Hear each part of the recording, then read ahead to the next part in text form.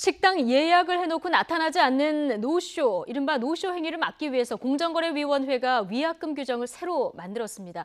취재기자 연결해서 좀 더 자세한 얘기 들어보겠습니다. 차유정 기자. 네, 경제부입니다. 예, 자 구체적으로 어떤 기준으로 이 위약금을 물리게 한 겁니까?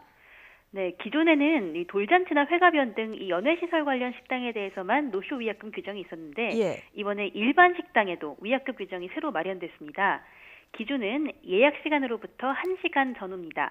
일반 식당에서 예약 시간을 1시간도 남겨놓지 않고 취소하거나 아예 나타나지 않으면, 쉽게 예를 들면 6시에 예약을 해놓고 5시 이후에 갑자기 취소하려 한다면 예약 보증금을 돌려받지 못하게 됩니다. 예. 연회시설 예약 취소에 대한 위약금 규정도 좀 강화됐는데, 사용 예정일로부터 일주일 이내에 취소하면 계약금과 함께 이용금액의 10%까지 더 물어야 합니다. 이 규정은 공정거래위원회가 소비자와 사업자들 간의 분쟁을 해결하기 위해 만든 고시로 분쟁 발생 때 합의 또는 권고의 기준이 됩니다. 예. 자, 그런데 우리가 보통 일반적으로 뭐 부모님 생신이라던가 회식이라던가 식당을 예약할 때 저는 이렇게 보증금 내고 예약해 본 적이 한 번도 없는 것 같거든요. 네, 사실 해당 경우는 많지는 않습니다. 예. 다만 앞서 한 석 달 전에 한 건설회사에서 한 식당에 400명분의 식사를 예약하고 나타나지 않아서 논란이 됐던 것처럼, 이렇게 예약 규모가 큰 단체 예약의 경우 또는 예약이 몰리는 시간대, 온라인으로 예약하는 경우에도 간혹 보증금을 받는 식당들이 있습니다. 예. 공정위는 이번 규정에서 노쇼 문화 근절 취지가 중요하다고 강조하면서 앞으로도 이 노쇼 근절을 위해 노력하고 관련 위약금 규정도 강화하겠다고 덧붙였습니다. 네. 식당 위약금, 이 보증금 문화가 좀 앞으로 생겨날지 이건 좀 지켜봐야 될 것 같고요. 그런데 식당 주인들이 노쇼 고객에게 위약금 받으려면 좀 주의해야 할 점이 있다면서요?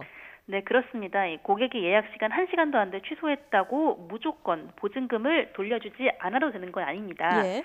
식당 주인이 애초에 예약을 받을 때 이 보증금을 받으면서 계약금 성격이 있다고 고지해야만 나중에 문제가 됐을 때 돌려받을 수 있는데요. 예. 네, 사실 영세 일반 식당에서 이 가뜩이나 장사도 어려운데 미리 예약 보증금을 받는 것 자체도 쉽지 않고, 예약 받으면서 일일이 계약금 성격을 고지하는 게 현실적으로 쉽지 않기 때문에 그런 점에서 실효성에 대한 지적도 일부 제기되고 있습니다. 안 그래도 장사 안 되는데 예약금까지 내라, 현실적으로 이 얘기를 하는 게 굉장히 어려운 것이다.